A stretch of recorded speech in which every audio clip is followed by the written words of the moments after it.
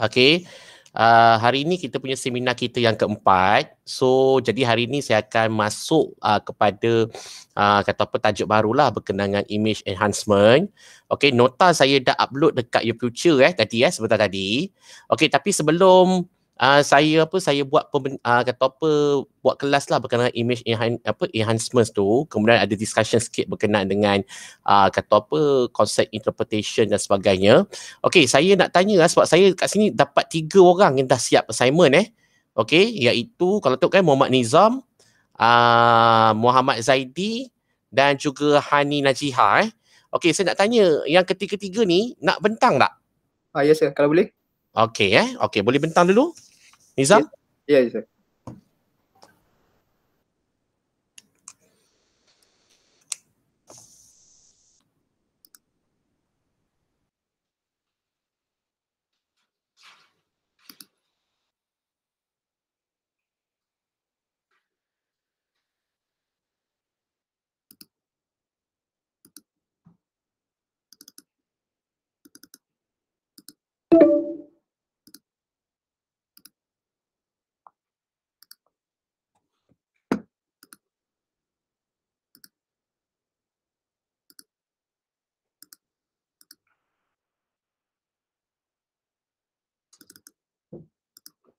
Ya, nampak saja.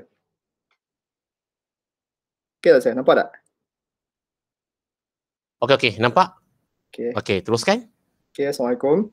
Salam kata. Okay, ini assignment ketiga berkenaan dengan action famous photographer. So, ada 5 era. Era yang pertama saya pilih Alexander Rodchenko, iaitu fotografer daripada zaman 1900 hingga 1940.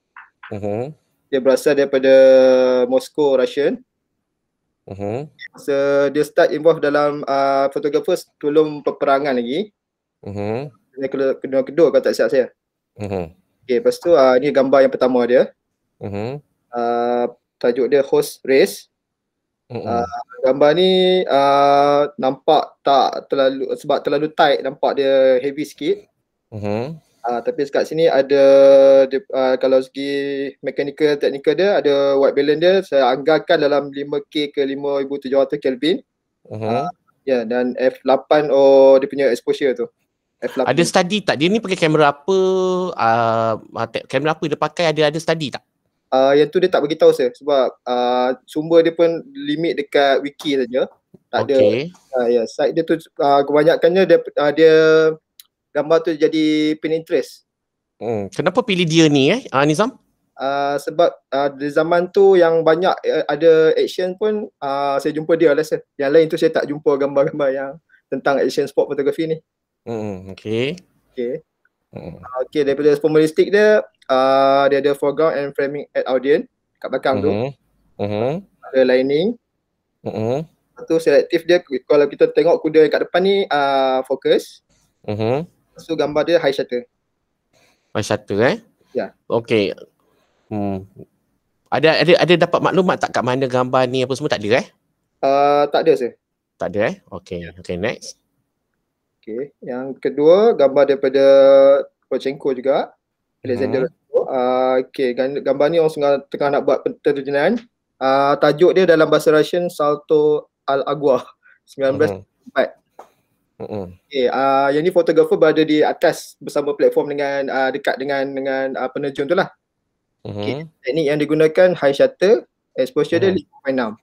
Dia pakai high view ya. Ada rule of third dekat gambar ni. Lepas tu background yang kita tengok kat belakang ada audience dia tengok dia tu ada 4 orang kalau tak silap. Dia jelas, maksudnya dia contextualization. Dan area kat bawah tu nampakkan negative space.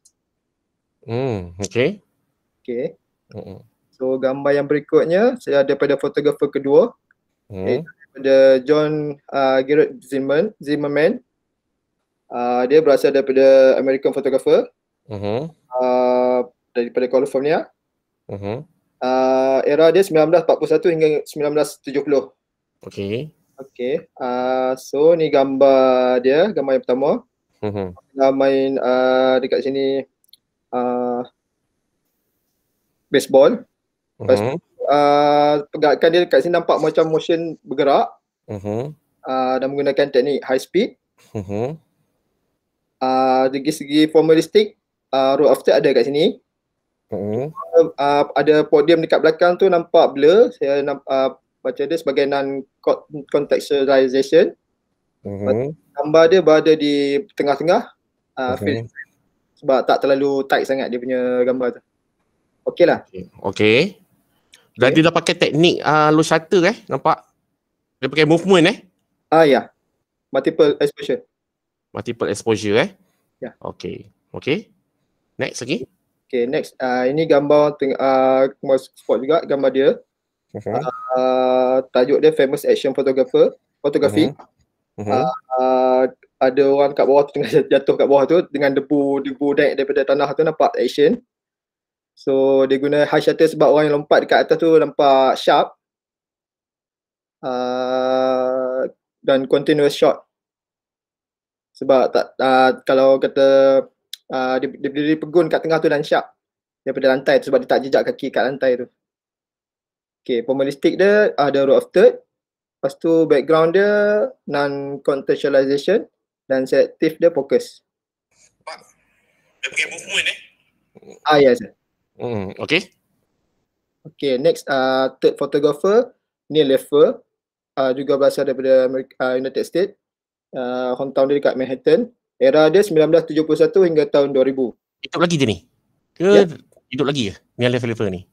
Hidup lagi tak? Saya rasa lepas saya baca tu rasa tak kot saya. Okay, continue, teruskan. Okay, yang ni first gambar dia. Dia ni Leffer Photography Collection, tapi dia tak nyatakan orang tengah tajuk gambar tu. Okay, dia gunakan teknik high speed sebab gambar dia sharp. Especially 5.6. Lepas tu sama juga ada road of third. Lepas tu yang dekat belakang tu blur. Lepas tu dia nampak macam dengan macam hujan. Boleh saya fikirkan hujan. Rupanya bila saya tengok balik betul-betul dia adalah debu daripada tanah tu. Oh, Neil Leffer ni dia masih lagi pakai black and white gambar dia saya banyak jumpa black and white saya. Black and white Ya. Okay, so next gambar dia yang ni ada gambar, yang ni ada colour. Yang ni yang ni basketball. Okay. Dia rasa filem Filem tahun berapa ni? Yang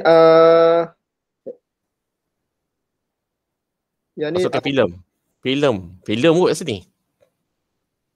Saya tak sure saya, tapi Iconic American Sport Photographer. Rasanya tak tahu lah kok dia ambil daripada cerita filem. Okay. Tapi gambar ni nampak cantik lah sebab dengan subjek dia fokus. So sebab dengan teknik high shutter untuk mechanical dia. Lepas tu background kat belakang tu pun jelas, contextualization dan ada road of third. Okay, untuk Ford photographer saya pilih Scott Barber. Okay, berasal daripada New Zealand dan current city dia dekat Melbourne, Australia. Yang ni era dia tahun 2000 hingga 2010. Okay, ni gambar dia. Okay. Tajuk dia Kayaker Athens 2004 Summer Olympic Game in Athens, Greece. Okay, sama juga dia pakai high shutter, f4 or 5.6. Formalistik dia contextualization and center frame. Gambar dia tu dia berada di tengah-tengah lah. Lepas tu dia pakai silhouette teknik silhouette aperture besar ni rasa ni. Yes sir. Okay. Lepas tu next ni gambar dia yang kedua. Okay, gambar ni saya tertarik tengok sebab nampak daripada atas. Top view. Okay, dia gunakan high shutter. Lepas tu dekat sini banyak dekat formalistik dia lah sebab ada road of third. Lepas tu contextualization, symmetrical balance sebab dekat line-line tu. Lepas tu ada lining. Okay. So yang fotografer kelima saya last adalah Lucas Gilman. Okay, yang ni era dia tahun 2010 hingga 2021. Daripada United States. Okay, ni gambar yang pertama dia. Tajuk dia Lucas Gilman Photography Collection. Dia gunakan high shutter untuk mechanical dia. Lepas tu fish eye lens. Dia f8. 16. Punya photolistic, rule of third, quantization and negative space dekat yang awan biru ni, langit biru ni. Naik betul warna biru dia awan dia. Yes, striking. Lepas tu gambar dia yang kedua, yang ni saya minat. Sebab orang tengah surf. Dia punya mechanical high shutter sebab gambar tu sharp dengan ombak kat belakang tu pun sharp. Formalistic dia ada rule of third, lining, and center of frame dia punya gambar tu. Okay, itu je saya. Okey, kalau tengoklah perbandingan daripada tahun 1900 hingga ke tahun 2021 tu kan, kalau ikut by era ni kan, apa yang Nizam nampak daripada kata apa cara dia gambarkan gambar spot gambar spot ni, ada perubahan dia tu apa yang Nizam nampak sebenarnya? Saya nampak dari segi teknikal yang gambar era-era masa awal tu dia tak berapa nak fokus sangat saya. Dia macam gambar mungkin teknik masa tu terbatas lagi. Sebab apa? Mungkin peralatan ke kan? Betul tak kan? Equipment lah. Equipment okay. Teknologi masa tu. Okay, sebab kalau macam sekarang ni dia orang kan boleh tengok dekat skrin je, digitalize. So dia lagi mudah untuk dia orang nak ambil angle tu. Okay. Sebab kalau kita tengok perubahan dia tu memang sangat nyata lah dari segi mechanical dan juga formalistik tu. Ya, nampak dia punya kata apa perubahan tu membangunkan ciri-ciri mechanical dan formalistik tu memang nampak kalau tahun 2020 adalah era-era yang terkini ni, nampak dia lebih artistik, lebih berani lagi dia nak gambarkan gambar-gambar tu dia bermain dengan nilai-nilai estetik. Jadi kalau dahulu mungkin peralatan dia, equipment dia mungkin kurang. So bila kurang ni mungkin ada keterbatasan tu. Jadi that's why nampaklah perbandingan daripada era-era tersebut macam mana fotografer-fotografer ni dia gambarkan berkaitan dengan spot tu Jadi apa-apa pun tahniah lah Nizam Merdeka dah Okay. Dah selesai. Okay, tahniah. Okay, good presentation. Terima kasih Nizam. Okay. So, yang siapa ni? Yang dah ni. Sekejap. Kalau tengok kat sini, Zaidi dan juga Hani. Ada nak bentang Zaidi? Mana Zaidi kat sini? Ada sekejap je. Okay. Saya punya macam saya salah buat so saya tak nak bentang lagi. Tak nak bentang lagi? Sebab saya tak buat macam Abang Nizam punya. Okay.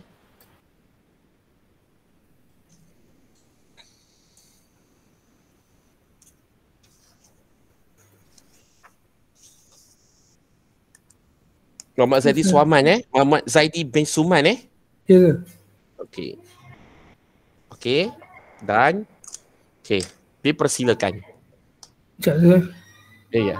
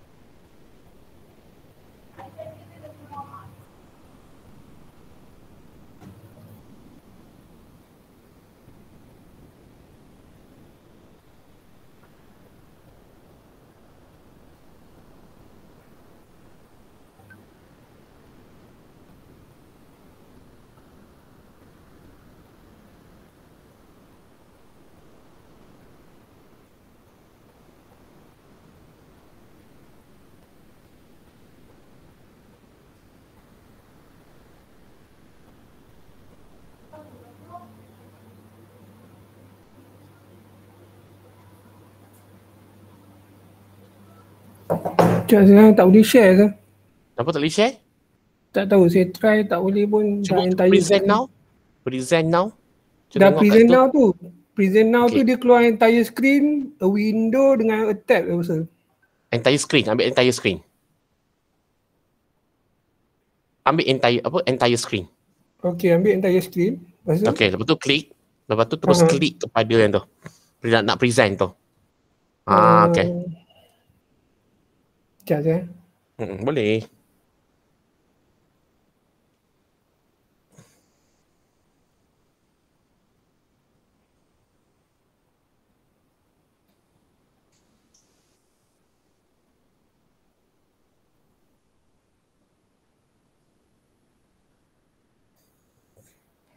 Nampak tu? Nampak? Ada kan? Ada. Okay sir, yang ni saya ambil first sekali ni yang saya minta lah. Daripada 1900 sampai 2021. Okay. First kali saya pilih antara 1900 sampai 1040, saya pilih Charles M. Collin. Dia ni American photographer sir. From Albany, New York lah. Lepas tu dia ni asal dia kalau nak ikutkan dia memang cover sukan, tapi sehingga sampai dia kahwin semua, dia banyak sekarang ni dia punya hasil-hasil foto dia banyak keluar balik dekat kad macam trading card untuk baseball punya sukan. Okay. Kenapa ambil dia ni Saya lepas Google saya suka dia punya cover yang sebab dia banyak cover on baseball punya sport tu. So baseball punya ni dia banyak macam saya cakap lah. So ni yang salah satu image dia yang diorang cakap memang kira yang paling bagus action sport lah. Macam dia nampak semua cara orang tu touch point dia, lepas tu dengan debu dia naik. Kalau saya tengok saya punya interpretation, dia punya image dia memang clear. Dia memang walaupun dia zoom remote, memang yang ref dekat belakang tu blur sebab dia nak coverkan pemain depan ni. Lepas saya cari pencarian, kebanyakan era ni dia guna Graflex view camera tu. Tapi memang touch dia macam dia pakai large format glass dengan plate negatif. Itulah. So dia memang touch dia macam betul lah tengok. So bila tengok banyak ini tu, even yang kalau debu kecil-kecil yang dekat area sini pun boleh nampak naik kan. So family stick dia pada saya dia guna focal point dia dengan warm view sebab dia ambil macam daripada bawah sikit dengan rule of third lah. So ni second gambar dia. Dia cover gambar baik dia juga. Dia during baseball golden era lah. So dia cover even gambar ni keluar as a trading card now. So dia orang macam ada trading card yang dia jual puluhan ribu lah macam sekarang. Okay, untuk tahun 1941 hingga 1970 ni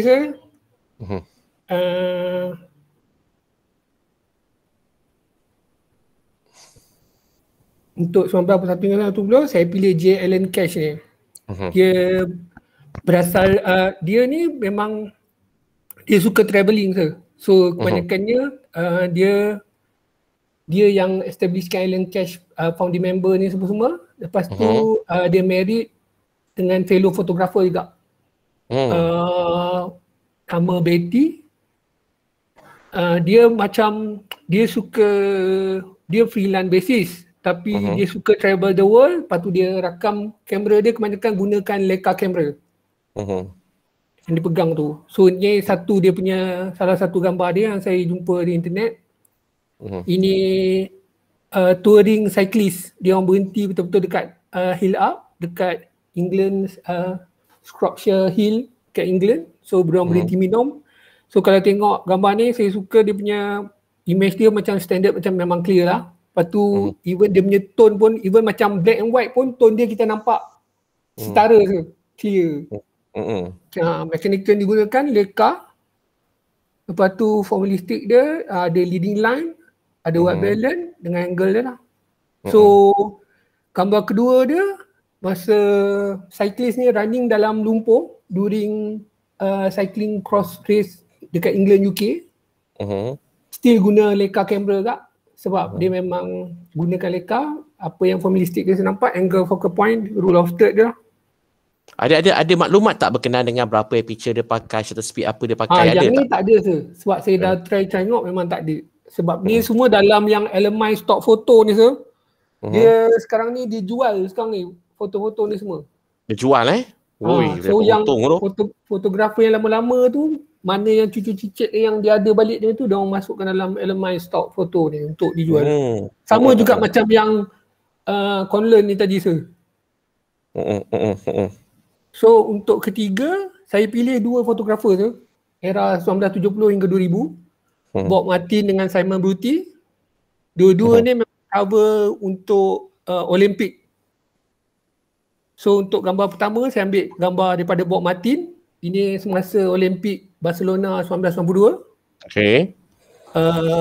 Boleh tengok dia punya diver by Tracy Miles. Dia punya set manifestation dia yang sebab gambar menarik belakang tu gambar kota Barcelona. Ini Barcelona Masa ni dia orang start guna Canon D413. As per dia betul. So dia punya formalistic as per saya mention dalam tu. Cuma foto ni pada saya memang ultimate foto sebab kalau saya tengok nampak macam kota tu dekat bawah pada dia lagi. Sedangkan kota tu kira dia lagi tinggi atas tu. And then gambar kedua ni daripada Simon Brutti ni. Masa ni final hoki Finland dekat USA dalam Winter Games. Masa ni era ni dah start guna motorized dengan remote control. Okay. Kamera. Mechanical dia, kamera dia tak inform. Cuma masa ni dia cakap era ni dah start guna remote control dengan motorized dengan kamera lah. Okay. Era ni. So masa ni dah boleh tengok lah. Even masa ni tak ada drone pun lagi, dah ada bird eye view motorized punya kamera lah. Untuk formalistik dia. Okay. Untuk tahun 2000 dengan 2010, saya pilih Ezra Shaw. Fotografer ni sama juga, dia memang dia daripada London. Kebanyakan memang dia cover untuk macam World Cup, Olimpik apa semua, memang sport. So ni salah satu kalau tengok Ezra punya image. Ini during winter Games 2002 dekat Salt Lake City. Masa ni yang ni memang saya dapat dia punya mechanical Masa ni dia guna Nikon D1H dengan lens dia 80-200 mm. Dia pakai f2.8 dengan speed dia 1/160 per second.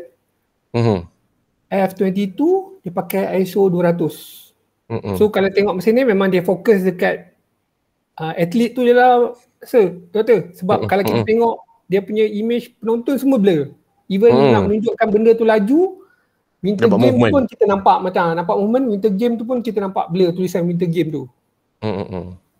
Dia fokus pada movement aja lah. Ui, sangat power. Untuk gambar Ezra Shaw yang kedua ni, ni sama rasa dia masa trial daripada atlet Michaela Meroni. So dia punya ini dia gunakan masa ni dia gunakan EOS 1DX Gila ni. Dia gunakan macam ni dia shoot banyak kali dia macam trap betul kan? Betul. Dia shoot. Dia shoot movement tu dia shutter dia macam EOS 1D kita 30 frame per second ke 20 tak salah saya. So dia gunakan lens EF 1635 f2.8.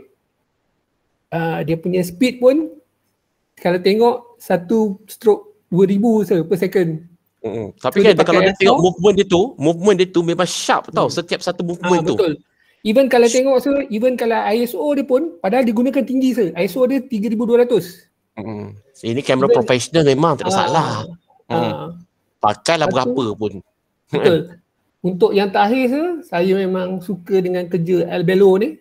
Dia ni memang asal daripada Brooklyn, US. So dia memang cover semua kebanyakan sport, memang foto. Even dalam kalau saya tengok kat sini pun dalam kolam pun dia ambil macam tu.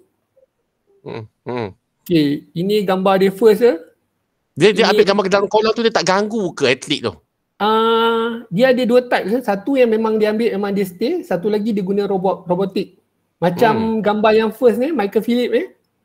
So ini during 200 meter butterfly. So yang ni dia guna robotic camera. So kalau kita tengok macam memang gambar, even gambar ni nampak macam ada fish eye sikit. Saya rasa sebab dia nak fokuskan robotik tu. And then gambar kedua, ini saya suka sebab dia nampak, walaupun nampak fish eye, tapi dia punya center dia tengah-tengah memang dia ambil, pada saya leading line dia memang dia ambil yang tali merah tu. Yang ni dia guna Canon 1DX tu. Saya rasa dia memang duduk tengah-tengah je kot. Untuk dapatkan antara gambar antara Michael Phillips dengan Ryan Lodge lepas tu yang saya minat gambar yang last ni, saya tambahkan extra sebab ini gambar pandai lela renang tu. During Rio punya Olympic 2016. Ini dia juga ambil, digunakan mechanical dia Canon 1DX. Dan ni boleh nampak dia punya, ini laki betul ni. Even kalau kita tengok dengan hijau belakang tu dah cover, dah nampak shape pandai lela ni kan. Tu je lah daripada saya. Okay, nice. Alhamdulillah. Okay, sama juga dengan Zaidi. Zaidi tengok daripada perubahan ni, okay, daripada semua work daripada the past photographer ni kan, apa yang saudara Zaidi nampak berkenaan dengan aspek mechanical tu? Saya nampak sama macam Nizam masa during dulu maybe gadget ni tak sebaik yang sekarang. Macam saya cakap yang during yang winter game yang saya dapat cari tu, masa tu dah start ada remote punya kamera, so angle tu nampak lagi cantik daripada atas. During yang winter macam saya tunjuk tu, era tu sudah start pakai robotik. Kalau saya rasa zaman dulu pun ada robotik, so mesti lagi cantik gambar yang macam baseball tu During dulu lah, kalau dulu dah ada even macam, cuma saya nak tahu pendapat doktor lah, macam kalau kita tengok video lama doktor kan, kenapa macam bila time sukan-sukan ni dia nampak macam movement dia laju doktor?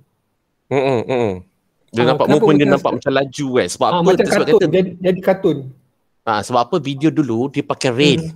Dia rail kan, maknanya kan ingat bila dia apa kan dia dia pusing roll kan. Movement tu of course dia memang nampak macam laju lah. Kan? Sebab apa? Sebab kalau dia tak pusing laju pula kan nanti dia kata movement tu tak nampak kan. Jadi that's why dia buat begitu, nampak laju. Tapi saya suka yang fotografer yang Zaidi tunjuk yang first kali tu, dia punya touch dia tu lain macam. Saya tengok gambar-gambar dia, tapi dia memang cover baseball Memang gambar-gambar dia kalau Usha Conlon tu memang gambar dia, even sekarang macam saya cakap even dekat kat trading card pun memang keluar semua. Boleh memang dia jual memang gambar dia letakkan as a trading card macam dekat US kan. Baseball ni kira sukan yang kegemaran ramai tu kan. Betul. Benda tu macam tu lah. Number one sukan dia lah kan. Itulah, tapi tengok technical dia tu, touch dia lain macam. Maknanya tengok dia walaupun mungkin even pada masa zaman dulu kan. Technical dia memang mungkin equipment dia mungkin kurang, tapi dalam equipment dia kurang tu dia boleh dapat touch gambar yang bagi saya dia ada soul gambar tu. Kan? Sebab apa saya kata soul? Kenapa ni? Maksud saya doktor, saya lagi suka zaman Conlon tu dengan zaman yang selepas pada dia tu yang saya ambil tu, even yang gambar basikal tu pun tak macam secantik macam yang dia buat ambil. Betul. Zaman tu. Sebab tu saya kata walaupun sport dia ada masuk nilai estetik tu kan, estetik tu dia masukkan. That's why gambar tu ada touch dia tu lain macam berbanding kalau kita tengok gambar selepas dia tu kan macam plain je kan. Padahal ada guna Leica doktor kan masa tu. Betul. Kira Leica kamera kira macam kamera bagus lah kira doktor kan. Tapi kan kalau ikut ID, kenapa gambar dia kan saya cakap dia macam ada touch sikit? Sebab apa? Apa elemen yang kalau kita tengok cukup tu? Pada saya dia punya during masa dia snap tu dia on time maksud saya. Memang ngam-ngam masa tu, macam maksud saya macam even zaman tu tak boleh nak buat macam yang gambar gimnastik tu nak shoot macam berapa per second apa semua kan. Tapi dia punya maksud saya macam timing dia tu betul. Timing dia tu memang timing dia memang betul-betul ngam lah. Even dia punya timing dengan dia punya frame dia, maksud saya dia punya kedudukan dia semua, kedudukan dia berdiri tu semua, angle dia apa semua, memang tu yang buat benda tu naik tu. Ya, itu sebabnya saya kata dalam sport dan atau action ni timing tu paling mustahak. Timing. So jadi maknanya mungkin seorang ataupun jurugambar sport ni dia dah boleh agak dah. Dia dah boleh agak macam mana dia dah boleh imagine macam mana bentuk gambar yang dia nak. That's why mungkin dia dah tahu dah peraturan sukan tu, dia dah tahu, lepas tu dia tahu macam mana dia boleh imagine apa gambar yang dia nak kan, macam mana dia punya movement dia dan sebagainya. That's why dia boleh agak. That's why saya kata dia kadang-kadang bila dia sampai dekat satu tempat venue tu, dia pusing, dia dah boleh plan dah apa benda dia nak shoot. Itu kata apa, sebenarnya untuk dapatkan gambar yang right timing dia memerlukan nasib, tapi nasib boleh dibentuk kalau dia faham apa yang dia nak. Macam yang gambar background saya doktor kan. Gambar background saya ni, sepanjang saya follow kumpulan search konsert dia, ini je sekali saya dapat Amy buat call sign search ni, ni doktor. Amy buat signage mata ni, sekali ni je. Dalam berapa banyak saya cover konsert dia orang, sekali ni je saya dapat. Yang lain memang, itulah nak kata saya. Tu macam saya cakap, timing nasib kan. Nasib. Betul. Sebab saya kata bila jadi jurnalis ni saya kata ni pun jurnalism lah, jenis fotojurnalis ni dia kena banyak sabar. Dia kena banyak sabar, dia kena pandai cari angle, dia kena tahu timing. Dia boleh agak dah kot sebenarnya. Sebenarnya susah sebenarnya. Dia kena orang yang betul-betul, orang kata kalau jurnalis ni dia kena lasak, dia kena betul-betul kau kata muka tembok lah. Dia memang memang nak cari angle yang terbaik lah kalau dalam journalism ni. Macam saya orang advert ni lain. Advert ni kita control about the perfectionist of product tu. Tapi kalau journalism dia memerlukan macam saya sebut tadi tu. Jadi that's why saya kata tak mudah pun sebenarnya untuk jadi jurnalis fotografer ni. Okay, terima kasih. Ya tadi. Satu soalan tu. Macam normally macam bila tengok konsert, saya selalu pakai ISO tinggi tu. Ramai certain orang dia tak suka. Dia cakap macam noise akan keluar. Tapi apa pendapat doktor macam bila kita, tapi pada saya pula, bila saya guna kamera apa pakai tadi?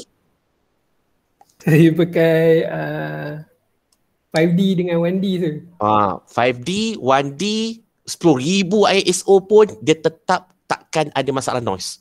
That's why saya kata itu kelebihan kalau kita pakai professional camera yang kata apa, yang full frame, yang professional camera, memang kita tak ada masalah walaupun ISO tu tinggi macam mana pun tak ada masalah. Sebab kalau ISO tu tinggi, that means dia punya sensitivity tu dia akan lagi sensitif kepada cahaya sekeliling tu. Betul tu. Sometimes kalau kita berada di konsert, kita memang tak ada kata apa sources cahaya yang cukup. So kita terpaksa bergantung kepada lighting konsert tu, betul tak kan? Betul. Nak dapatkan sensitivity lighting concert tu kita memerlukan ISO yang tinggi. That's why kalau pakai 1D ke 5D ke 10,000 ke 20,000 ISO ke, kita tak payah risau about the noise. Tapi dalam journalism, noise tu dia tak ada salah pun sebenarnya. Dia tak ada salah. Yang penting gambar tu dia mesti gambarkan the situation, apa yang berlaku, face expression, dan dia ada memenuhi etik-etik dia. Seperti etik ni adalah gambar tu mesti menunjukkan apa yang berlaku pada waktu tu. So jadi that's why ISO ke low shutter ke high shutter ke dia tak ada masalah pun sebenarnya. Dan ada juga perdebatan yang dia kata kalau gambar journalism ni dia kata tak perlu nampak nilai estetik. Tetapi macam saya sebut tadi yang Saudara Zaidi tunjuk yang first tadi tu, walaupun gambar tu tahun 1900 something dan sebagainya, dia ada touch. Bila ada touch, means dia ada nilai estetik yang kata apa, yang signature gambar tu. Ini yang saya kata dalam tingkat tertinggi, signature tu paling tinggi lah. Maknanya fotografer ni dia ada touch dia, signature dia. So macam mana dapatkan signature dia? Macam saya kata, banyak kali saya sebut, iaitu lighting. Yang kedua, dia pandai manipulate. Manipulate ni maksudnya timing tu dia pandai manipulate. Contohnya macam tadi, gambar baseball, tiba-tiba pula ada debu. Debu tu sebenarnya dia kalau nak ikutkan, nak dapatkan debu tu sebenarnya susah sebenarnya. Kalau nak letak debu dengan nampak dia punya kata apa, timing dia tengah tangkap bola baseball tu dan sebagainya, lepas tu pula nampak boleh sharp pula orang yang nak jatuh tu, benda tu memang sangat sukar. Sebab tu saya kata dia kena faham the technical tu. Kalau dia faham technical tu, should be no problem lah. Tapi nak dapatkan touch gambar tu macam saya sebut, lighting kena cukup, dia kena dapat the right timing, the right moment. Lepas tu dia kena main dengan kata apa, kalau dalam kita sekarang ni colours dia punya black and white, dia toning dia dan sebagainya, itu pun memainkan peranan untuk kita dapatkan touch yang baik. Cuma sebagai seorang fotografer, mungkin kalau kita dah praktis dah banyak sangat, kita dah tahu dah macam mana bentuk gambar yang kita nak, yang kita dah boleh agak dah moment tu, timing tu. Yang itu susah sebenarnya dan memerlukan banyak praktis. Sebab tu saya banyak kali saya sebut pada student saya cakap, dalam fotografi, if you don't like a mistake, you are not to be a great. Maksudnya kan? Jadi maknanya kalau if you want to be a great, please do. Memang banyak mistik. Kalau awak lagi banyak mistik, awak akan jadi hebat. Itu yang saya selalu sebut. Jadi maknanya jangan takut dengan mistik dalam fotografi. Sebab dalam fotografi, mistik tu yang akan jadikan saudara-saudari semua hebat. Itu sebab apa? Sebab apa Sebab untuk kita dapatkan skill formalistik dan teknikal ni, dia based on the experience. Kalau kita lagi banyak experience kita lagi banyak buat silap, kita akan meminimumkan silap tu dalam kita semasa kita shooting. So that's why yang itu yang kata apa, beza kita dengan kos-kos lain yang lain Jadi that's why it's okay kalau ada mistake tu, don't worry.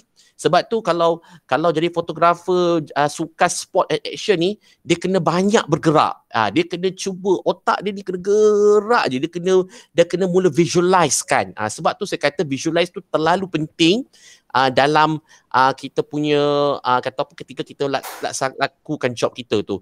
Sebab tu untuk assignment ini, saya suruh semua saudara-saudari semua untuk tengok trend 1900 macam mana gambar dia, 1940 macam mana gambar dia. That's why kita akan nampak perkembangan gambar tu daripada tahun 1900 sehingga ke tahun 2021. Dia of course dia akan dapat perubahan yang sangat drastik.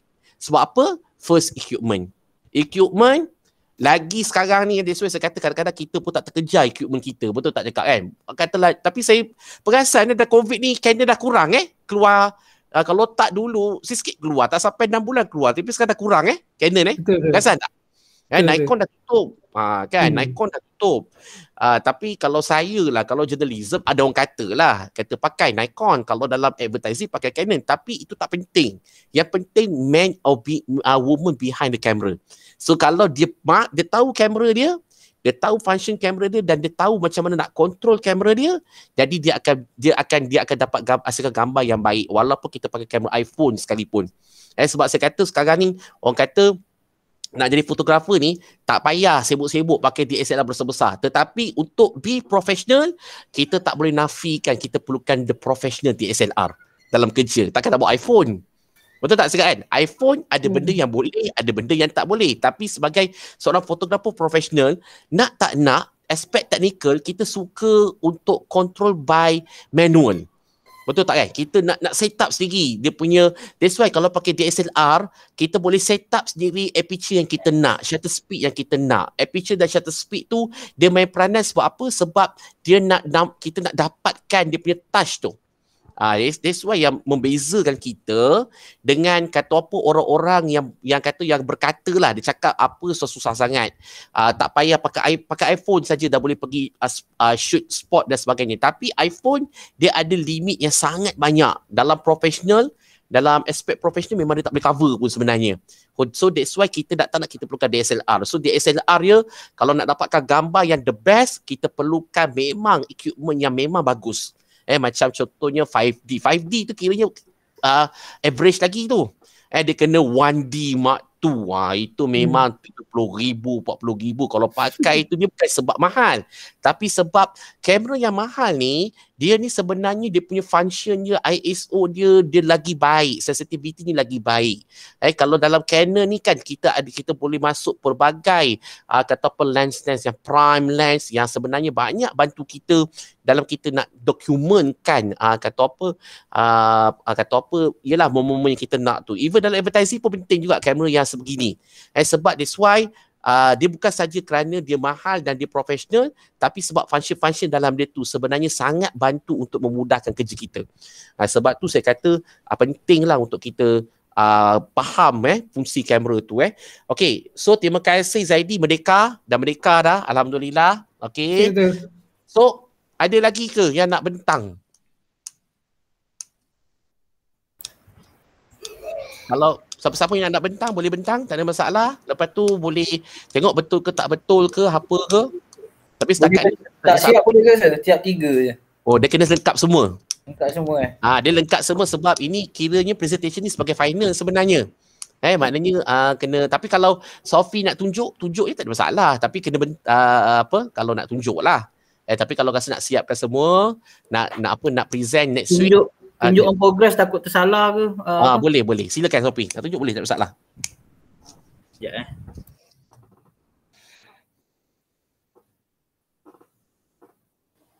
So, tak ada assignment dah ke? Cukup. Nak assignment lagi ke? Tak ada, sebelum ni cakapnya ada 4. Tak apalah kalau tak ada. 3 je kot.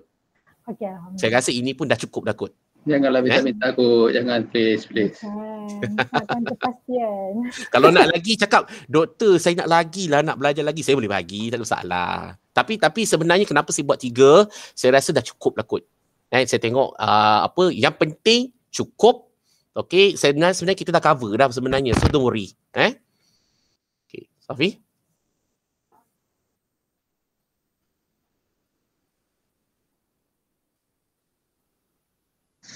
Sophie kalau tak siap jangan share boleh?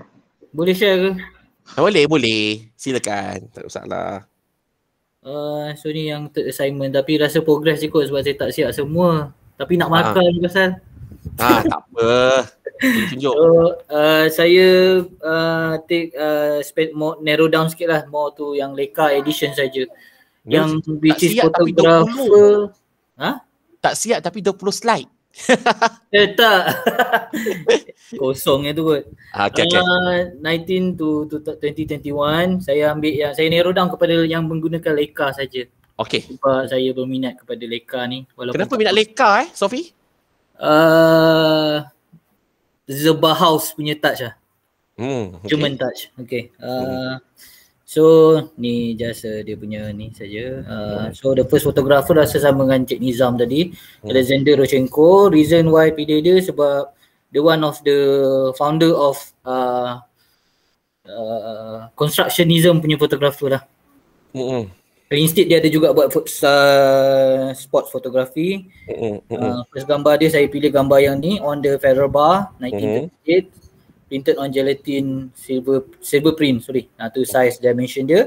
So the difference of these pictures yang compare dengan yang lain-lain era dia seperti Bertie semua. Saya pilih sebab dia ada aesthetic dia approach walaupun dia dalam keadaan black and white photography. So the gymnast, so description saya lah kenapa the gymnast photo bodies fills the entire pictures. Plane and the tension of his body create the tight diagonal composition stretching from left to right lah. Gambar tu maksudnya tapi dia nampak dia tengok dia control supaya tak potong-potong langsung kaki orang tu kan? Tu tak kan? Dia control even dia crop the bar tu, parallel bar tu tapi still nampak yang dia sedang membuat action kepada gymnast action lah. Dan juga satu, dia punya angle dia pun tak boring. Angle dia tak terlalu plain. Dia pandai chantingkan sikit angle tu kan supaya dia nampak kata apa movement interesting dia. Ketika kalau dia nak crop pun, crop dia pun bersih. Tak ada satu pun dia punya anatomi badan tu dia potong-potong. Nampak tak? Clear? Okay. Tak cacat lah doktor gambar dia kan? Tak cacat. That's why kalau dalam mana-mana lah dia sebenarnya elakkan potong-potong badan orang, anatomi orang seelok-eloknya, melainkan portrait foto. Tapi kalau journalism, kalau potong-potong badan orang ni orang marah, betul tak kan? Kalau kat Malaysia ni kan fotografer kan doktor?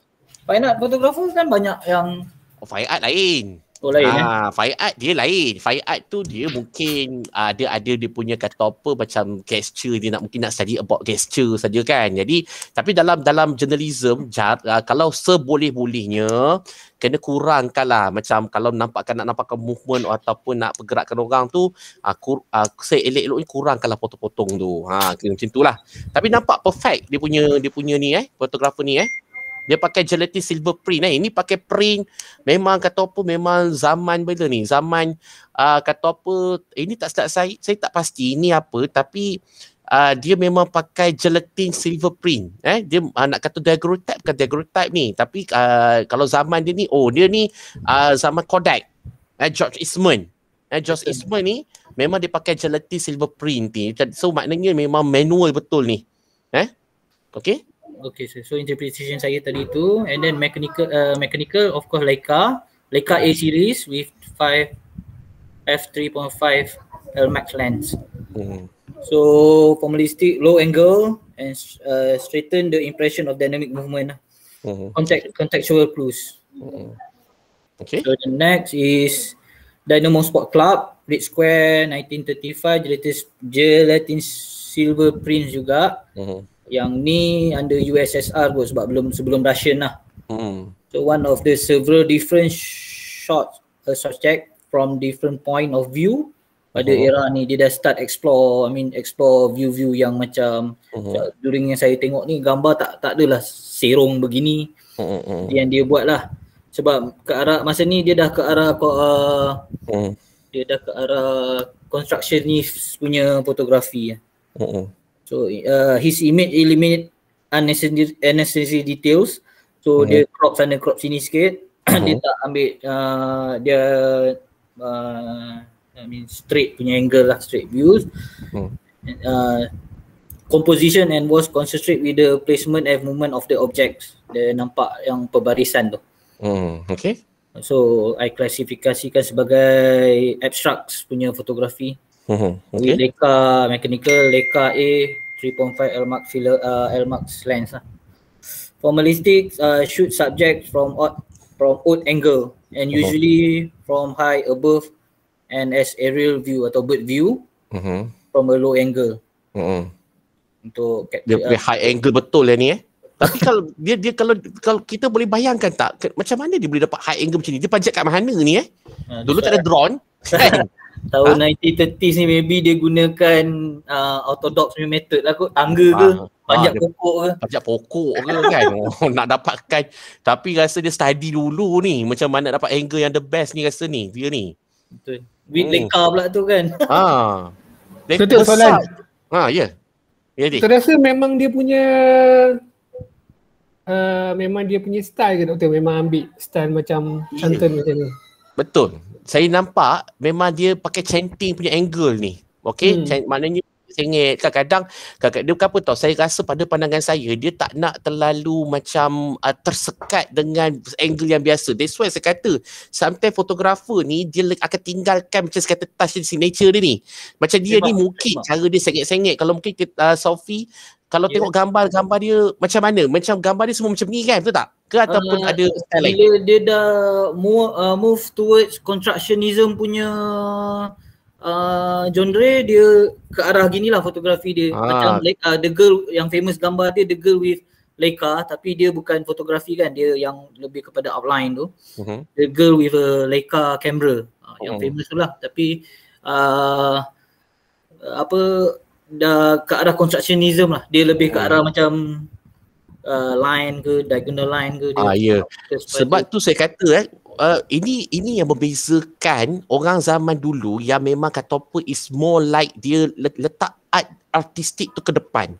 Nilai estetik tu ke depan. So jadi maknanya dia main elemen-elemen formalistik tu. That's why saya kata dia orang ni ada satu pegangan ataupun teori, contoh macam ni Sophie sebut constructivism tu. Dia main betul-betul dalam aspek yang macam saya kata diagonal line, texture, dia main dengan shape, dia main dengan apa semua kan. Dia bermain begitu. Sebab kalau ikut sejarah dia, ramai kata apa pengkarya-pengkarya zaman dahulu. Even maksudnya kalau saya ulas kebalik kepada zaman history of photography, bila fotografi ni dicipta ataupun dibangunkan oleh Joseph Nisifun Niepce. Joseph Nisifun Niepce ni, dia ni apabila lahirnya bidang foto ni, sebelum zaman Joseph Nisifun Niepce ni, Pablo Picasso pernah cakap bahawa fotografi ni, bila bidang fotografi ni dia seolah-olah akan membunuh seni. Sebab dia kata fotografi ni, dia kata dia bukan seni. Sebab dia kata kalau orang seni ni, orang fine art ni, dia ni akan melukis. So of course the nilai-nilai estetik tu dia akan pentingkan principal element, line, shape, texture dan sebagainya. Jadi dia kata tidak ada dalam bidang foto. Tapi dalam bidang foto, ini yang saya sebut macam saya kata orang zaman ini dia berpegang kepada dia punya macam filosofinya, falsafah ataupun pegangan terhadap sesuatu kata apa nilai-nilai seni ketika dia nak menggambarkan. That's why saya kata dia different tau dengan orang biasa. Orang biasa kalau dia moment, dia shoot gambar moment. That's why, tapi dia ni mementingkan kata apa pegangan dia tu. Macam Sophie tadi saya kata conservatism tu kan, betul tak? Ism dia yang dia pegang, dia bawa. Ism dia tu, dia ada ism dia. Sebab tu kan kalau macam tu ni kalau kita nak nampakkan gambar kita ni salah satu orang tengok macam ini bukan gambar biasa, dia ada touch dia. Yang ni saya kata dia berpegang kepada satu filosofi tu, ism tu. Ism tu ada dalam bidang foto. Nampak tak? Ada dalam bidang foto. Jadi yang ini sebenarnya ini yang membezakan dia dengan orang fotografi lain. Sebab tu kan kadang-kadang kalau siapa baca blog saya dah tak aktif pada blog, tapi saya memang kadang-kadang ada masa saya menulis juga, dan sekarang ni pun saya tengah menulis juga berkenaan dengan kata apa yang membezakan fotografer yang betul fotografer dengan fotografer yang lahir daripada kata apa media sosial ni. Jadi dia sesuai kata kalau kita sebagai seorang fotografer, orang yang belajar seni, kita memang akan letakkan elemen-elemen of art, the conceptual tu dekat dalam gambar-gambar kita. Ini contoh dia. Jadi nampak tak? Dia ada style dia. Orang tengok gambar dia, orang tahu, memang style dia beginilah. That's why dia memang mementingkan ism-ism tu. Nampak tak kelas? Nampak? Dia tak mudah. Dia bukan ingat fotografi ni ketik-ketik, lulus. Ketik-ketik, lepas. Kami kata begitu. Kan? Tapi tidak. Dia tidak mudah. Okay, bagus Sophie? Okay, next. Next masih dia sebab minat lagi. So saya tambah lagi skeping. Sebab konflik juga nak pilih gambar dia ni.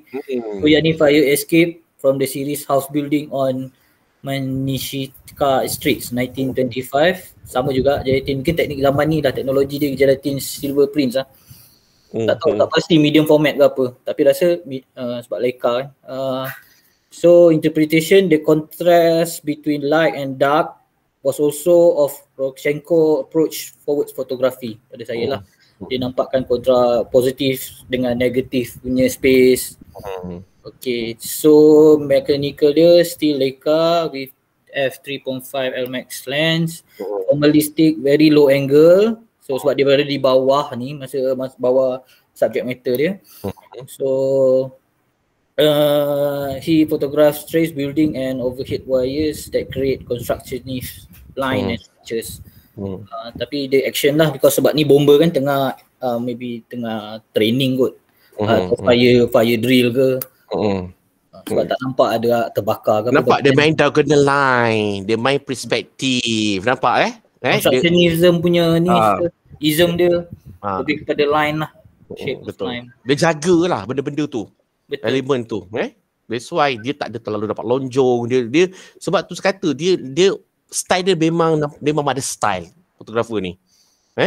Okay, so the next one saya pilih Thomas Hawker. So yang pun famous juga. Famous dengan Leica punya ikon juga lah. Pandai pilih tarikh Jun 10 mesti saya tu. Bakal lebih doktor. Kan? Kebetulan. Okay. Okay, so dia dengan Leica MP updated sikit punya series. 88, so 1957 with Leica Subicuran lah masa ni dia pakai. So gambar dia yang dia famous dengan Muhammad Ali lah, of course. Dia sebab most Hollywood celebrities, Hollywood sports semua dia banyak cover during that theater. So interpretation shooting at f1.2 sebab Leica as we know memang aperture dia semua besar-besar kan. Tahun 57 memang Leica hebat dia punya nampak lens dia. Betul. Menangis tengok. Harga pun memang menangis. Apa dia? Harga pun mahal doktor. Ailah, zaman tu bangsawan kan. dia kot, agaknya sultan kot zaman-zaman ni yang pakai gambar ni. Menangis tengok dia punya apa, gila. Dia punya 1.2 dia. F1.2 ni, even Nikon pun tak ada 1.0 kan? Canon Nikon tak ada lagi ni. Memang Leica antara pelopor lah pada waktu tu yang dia main. Leica ni dia ada lain macam sikit lah kot dia punya macam Technology. mechanical. Betul. Tapi sekarang ni dah Canon dengan Nikon dah tapi Nikon pun dah bankrupt. Bukan bankrupt, Nikon pun dah tutup kan. Dah tutup kan. Tapi Leica ni nampak tak, walaupun orang tak pakai, tapi orang yang betul-betul ada nilai estetik, yang betul-betul dia jaga quality of art tu kan, memang kan ambil Leica. Betul. Kan? Jadi Advert, especially on advert fotografi kot. Tapi kalau sekarang on spot, Leica tak boleh kot, doktor. Leica tak boleh. Tak boleh pergi lah. Dia tak boleh pergi. Leica kalau artistik yes. Tapi kalau nak suruh sport, nak suruh ni. Tak boleh. Tak boleh. Jarang lah. Betul. Okay. Setuju. So, mechanical Leica tadi. So, formalistic eye view, angle and outstanding sharpness detail on hands lah. Dia titik fokus dia pada hands tu. Depth of field memang ketara. So, fine crops of photography, portraiture photographies dengan lens 35mm tu memang sangat sesuai lah untuk portraiture. Okay. So, next, pembarisan kat East Berlin. Okay. So sama juga. Nampak tak tu warna dia, merah dia, wow. Sebab ini rasa Leica kot sir. Due to Leica lah. So interpretation, image eliminate unnecessary details. Emphasize dynamic diagonal composition and was concentrate with the movement of the objects. Pembarisan tu. Mechanical dia gunakan tools yang sama. Formalistic, contextual background, formal perfection during the event ataupun parade ni lah, pembarisan. Okay. Next, Toby Land minat sebab dia pun mesti gunakan Leica dan dia banyak cover underground sport fotografi macam skateboard lah, sebab dulu skateboard tak diterima oleh masyarakat public. So Angle of Julian Stranger yang ni jadi cover magazine The Pressure February pada tahun 88. So interpretation, the contrast between light and dark, high shutter speeds make the skate in action lah pada saya. Sebab benda ni sekejap dia, even dia grind, dia panggil grind kot pada besi tu, rasanya a few second, a blink of eye je lah kot benda ni dah terturun. So that's mean dia guna high shutter lah untuk capture the moment, nak dapatkan sharp lagi. So dia gunakan Leica M6. Realistic low angle and strengthening the impression of skate in action. He photograph and focus on the action that skate which bring the motion in it. Nampaklah pergerakan yang skate ni tengah subject matter ni tengah buat action grind on besi ni. Okay, so next surfing events, surfing event untuk Surfer Magazine, Hurleys, untuk brand Hurleys. So the contrast between light and dark, high shutter make the skate in action, sebab nampak juga buih-buih air tu dia dapat not in details tapi nampak juga splash of the water, wave water tu lah. So mechanical Leica M6 lens saya tak dapat explore lah lens apa yang digunakan. Low angle atau eye view lah, straightening the impression of in action. Itu saja. So the next yang saya pilih John Willie, Leica M6. Yang ni dah a bit current lah, even work dia pun sampai sekarang. Okay. Tak siap doktor. Tak siap. Okay. Sebab gambar dia banyak yang outstanding kot pada saya, pada mata saya kot. Ada contoh gambar? Ada masuk? Ada tapi saya tak masuk dalam ni. Tak masuk lagi, dah save lah, cuma tak susun. Banyak sangat lah doktor. Tak apa nanti next week just sambung je daripada dia ni. Baik. Tapi good lah. Ni good lah dia punya presentation tu, clear Okay. So jadi maknanya saya nak, terima kasih Sophie presentation nanti just sambung aja untuk apa John Willie saya tadi John Willie John Willie betul. Okay. So kelas dah nampak kan cara nak buat. Okay, Alhamdulillah saya tengok setakat ni yang dah bentak adalah Nizam dan juga Zaidi dah merdeka. Alhamdulillah, tahniah. Tak salah tadi. Tak ada salah. Masa betul lah cara betul lah tu. Okay. Jadi tinggal Sophie nanti akan habiskan tahun 2010 ke atas lah. Okay, jadi dia sebenarnya memang itu tujuan saya lah sebenarnya sebab saya nak saudara-saudari semua learn macam mana kita nak baca gambar, nak kritik gambar untuk 5 seminar ni, 4 seminar ni saya percaya kalau ada katalah tiba-tiba kalau saudara-saudari semua jadi graphic designer ni kan, tiba-tiba pula orang tanya interview pasal fotografi kan, so dah boleh ceritalah kepada masyarakat macam mana cara kita nak baca gambar. Kan, kalau nak baca gambar ni senang, 3 benda ni aja, pakai Nazri teori. Nazri teori kan, siapa esok kalau habis degree nak buat master, nak buat PhD, bolehlah jumpa dengan saya, okey. Tapi saya cakap terus terang saya dah ada, bawah saya ada 12 orang pelajar, 6 orang pelajar master, 6 orang pelajar PhD. Selalunya saya tak terima lagi dah. Tapi kalau saya tengok dia ada komitmen, memang saya yakin dia boleh buat kerja. That's why dengan saya ni memang disiplin tu penting. Jadi that's why kalau ada disiplin, rasa memang sanggup kerja lebih, memang willing nak belajar, insyaAllah boleh cari saya. Jadi bukannya apa, sebab apa, bagi saya, ada ramai orang yang tak tahu nak baca gambar. Even kalau fotografer profesional pun, kalau bagi top, tiba-tiba ada sekali tu saya pernah datang satu top, tak tahu saya tengah berekod benda ni, dengan esok kontroversi sudah. Saya tak nak sebut nama lah fotografer ni. Dia memang bagus, gambar dia sangat bagus. Kalau tengok memang gambar dia ada touch, gambar dia ada soul, ada apa semua kan. Tapi bila saya bertanya dia pada soalan, dia punya base daripada experience dia, macam mana dia boleh hasil gambar yang baik? Soalan tu simple je. Macam mana dia boleh, apa tips kata apa yang kita nak dapat gambar yang very powerful. Kadang-kadang saya suka tanya soalan-soalan yang begitu. Sebab apa, saya nak tengok macam mana dia boleh sharing dia punya experience dia tersebut. Tapi that's why saya kata gambar yang baik, tapi if you ada masalah dengan the good presentation, so gambar tu orang kata dia jadi macam it's nothing. Sebab tu saya kata salah satu skill yang kena ada dalam fotografer adalah dia tahu untuk nak interpret dan sharing ada punya kata apa knowledge dia, macam mana dapat hasil gambar yang baik. Pakai 3 benda tu. Yang saya kata first sekali interpretation, yang kedua adalah mechanical, yang ketiga adalah formalistic. 3 benda ni. Sebab apa? Sebab dalam gambar ni memang kena ada 3 benda ni. Tadi saya sebut tadi, kalau yang pertama tadi interpretation. Kita nampak daripada interpretation ni yang tadi macam Sophie tadi saya seronok dengar, sebab apa?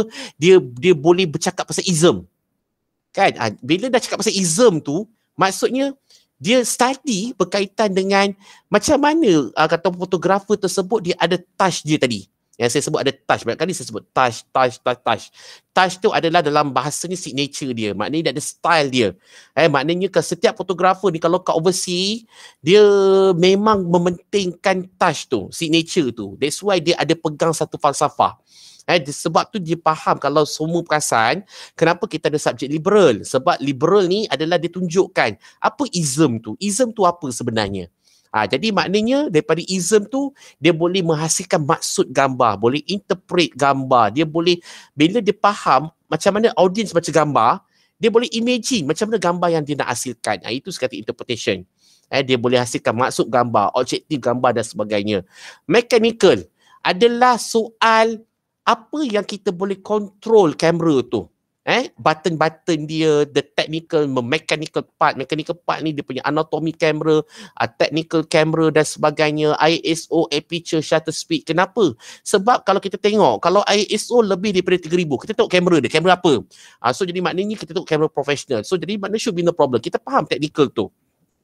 Aperture besar macam mana, aperture kecil macam mana kesan dia, shutter speed macam mana kesan dia. Jadi yang itu adalah dalam aspek mechanical. Dalam aspek formalistik pula adalah soal macam mana kita nak dapatkan kata apa gambar tu digubah di antara dominant subjek dan subjektif subjek, supaya gambar tu dia ada susunan dia yang mungkin boleh support cerita gambar tu. Dia kata macam susunan ni maksudnya mungkin konseptual dia. Mungkin tadi saya sebut ism dia. Mungkin dia punya kata apa style dia. Lepas tu macam mana pemahaman dalam aspek principal element of art. Sebab tu saya kata kadang-kadang principal element of art ni bukan hanya terletak dalam fine art saja, tetapi dalam fotografi ke dalam grafik pun mementingkan principal element. Kenapa pentingnya principal element tu? Itu sebab saya kata kerana principal element ni yang boleh membangunkan nilai estetik.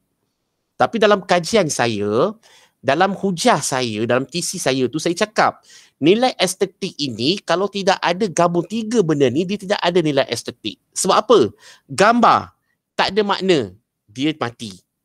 Okey? Gambar tidak ada mechanical, dia kosong.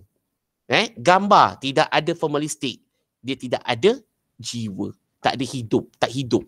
Sebab tu saya kata kita berbalik kepada filosofi of aesthetic tu, maknanya kalau kita faham filosofi tu daripada mata ni kita tengok gambar tu dia turun ke hati. Hati ni adalah perasaan. Perasaan ni dia naik ke fikiran. Barulah gambar tu lengkap, kitaran tu dia ada jiwa. Nampak? Ini soal kalau kita tengok macam mana kita nak hasilkan gambar yang ada jiwa. Itu belum masuk lagi tindak balas. Sebab tu kadang-kadang bila saya tengok balik, saya baca balik, saya tengok balik, saya rujuk balik, saya rasa ilmu ni terlalu luas. Kata dia umpama setitik titisan air di tengah lautan yang luas. Terlalu filosofi, sangat falsafah sangat ni doktor kan. Sebab saya cakap kenapa sebab that's why saya kata dalam Islam sendiri pun kata ilmu ni semua adalah milik Allah SWT. Jadi that's why kalau kita rasa kita tahu, sebenarnya kita adalah bodoh. Faham tak maksud dia? Sebab lagi banyak kita tahu, kita makin lama semakin kita sedar kebesaran dan keagungan Allah SWT. Yang ni saya kata kalau kita berbalik kepada falsafah, akar dalam bidang foto tu. Yang ini saya kupas sikit aja. Sebab tu saya kata saya bagi input. Sebab dalam fotografi ni dia sama je. Dia kalau kita dalam fotografi ni sebenarnya dia adalah kita nak berkomunikasi dengan audiens ni berdasarkan kepada pandangan mata. Dia membawa mesej tu secara visual. So jadi maknanya kalau secara visual ni maknanya kita kena faham bahawa audiens ni dia punya pengalaman dia dan knowledge dia adalah berbeza-beza. That's why saya kata kita kena jelas. Kalau orang, kita sekarang kita kena tengok.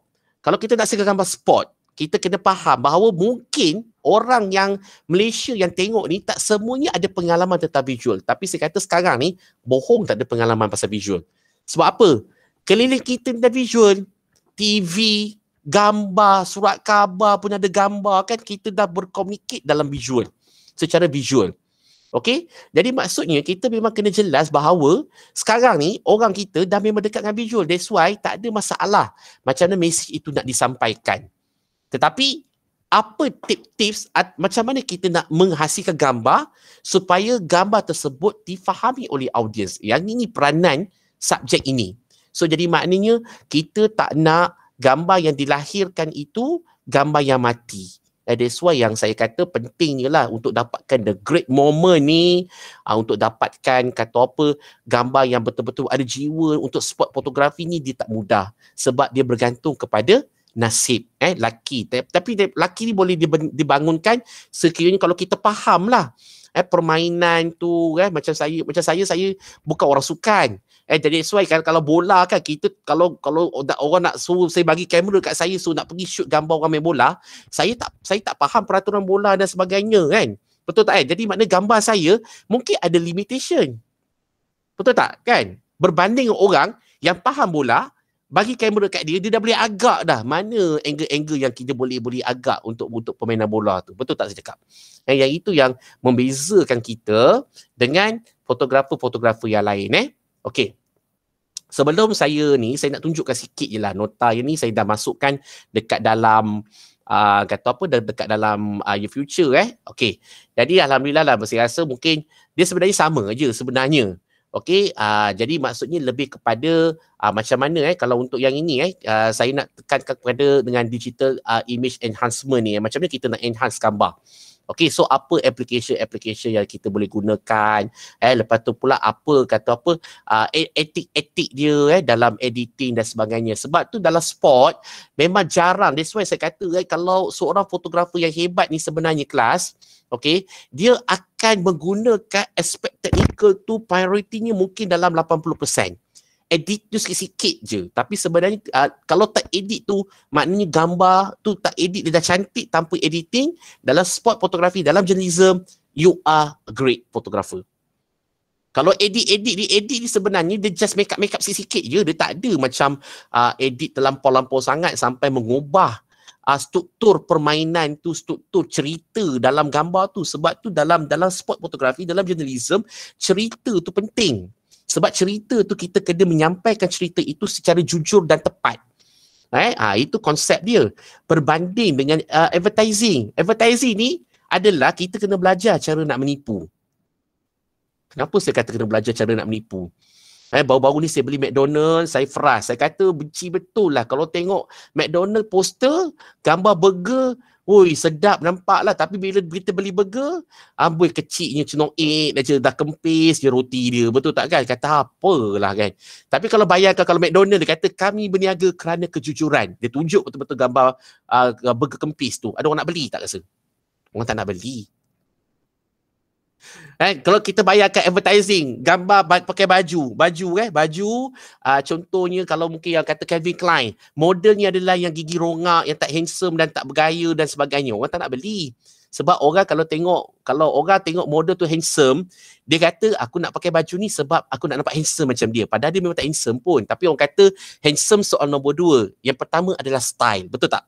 Style, orang tu style, dia jaga style, dia akan handsome. Tu tak saya cakap. Wanita, dia tahu jaga penampilan dia walaupun muka dia tepung kurma ataupun muka tak siap, tapi dia tetap cantik. Sebab makeup is a magic. Daripada tak cantik jadi cantik. Betul tak? Sekarang ni orang nak cantik senang aja, tapi dalam advertising kita kena nampakkan benda tu perfect. Dia berbeza dengan journalism. So dalam advertising kita tak nak kena highly editing. That's why kalau model tu hidung dia sengit kita tegak kan. Mata dia kecil kita besarkan supaya nampak cantik. That's why saya kata penipuan tu memang kena ada dalam advertising. Sebab dia nak menggoda orang untuk beli produk tu. Itu adalah advertising. So of course lah, enhancement dia tu, penambah baik gambar dia tu memang kena kata apa tip-top lah highly editing. Berbanding dengan sport dan journalism. Ada etik dia. That's why kalau perasan boleh type the ethic in journalism. Dia ada Persatuan Journalism, the World Journalism Photography Association ni, dia ada tetapkan etik-etik dia. Apa yang boleh, apa yang tak boleh. Jangan lupa, dengan scraping gambar boleh menghancurkan seseorang. Terutama sekali ahli politik. Betul tak saya cakap? Betul tak? Betul. Kerana scraping gambar boleh naikkan seseorang. Betul tak saya cakap? Scraping gambar aja. Very powerful. Fotografi is very powerful. Apatah lagi masyarakat kita sangat mempercayai bidang fotografi. Sangat percaya bidang fotografi. Kalau nak menipu sebenarnya paling senang dengan fotografi berbanding dengan tulisan. Sebab apa? Sebab orang tengok, orang percaya. Nak dapat kepercayaan orang dalam gambar tu sangat senang berbanding dengan tulisan. Tulisan nak baca, ada orang malas nak baca. Kan? That's why saya kata is very strong. Sebab tu dalam journalism, dia ada etik. Maknanya dia tidak boleh sebarang-sebarang ubah enhance gambar tu beria sangat sampai merosakkan konten gambar tu. Boleh menjadikan gambar itu tidak dipercayai, dipertikaikan. Itu yang berlaku dalam forensik. Okey, dalam forensik fotografi, gambar itu adalah fakta kes. Kenapa saya kata fakta kes? Sebab itu yang gambar tu yang nak membantu. Okey? Untuk menceritakan apa yang berlaku di tempat kejadian. So that's why kalau hakim dia nak tahu apa di tempat kejadian, macam mana berlaku pada waktu itu, dia nak membayangkan tempat kejadian, dia memerlukan konten image fotografi yang betul. Sebab tu dalam forensik fotografi, dia ada satu ketetapan yang disebut sebagai the chain of custody, iaitu rantaian keterangan. Rantaian keterangan ni maksudnya tidak boleh putus. So prosedur dia ada proses dia. Kerana gambar itu adalah sebagai factual. Fakta kes. Tapi saya kata tak pernah sekali lah saya kata dalam bidang fotografi ni orang kata kalau tak ada gambar tu kes tu tak jalan. Ramai orang anggap macam tu. Tidak. Sebab fotografi ni adalah the secondary evidence. Dia akan support the primary evidence. So jadi maknanya kalau tak ada gambar pun ada bahan bukti kes tu boleh berjalan.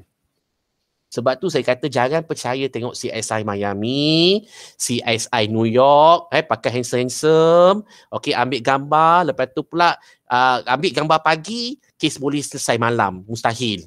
Jarang. Okey? Tapi ingat kita punya anggota polis kita pun antara yang hebat ya. That's why saya kata jangan main-main. Dia nak cari kata apa petunjuk kes tu, kita ada anggota polis dan juga anggota pegawai penyiasat yang terlatih.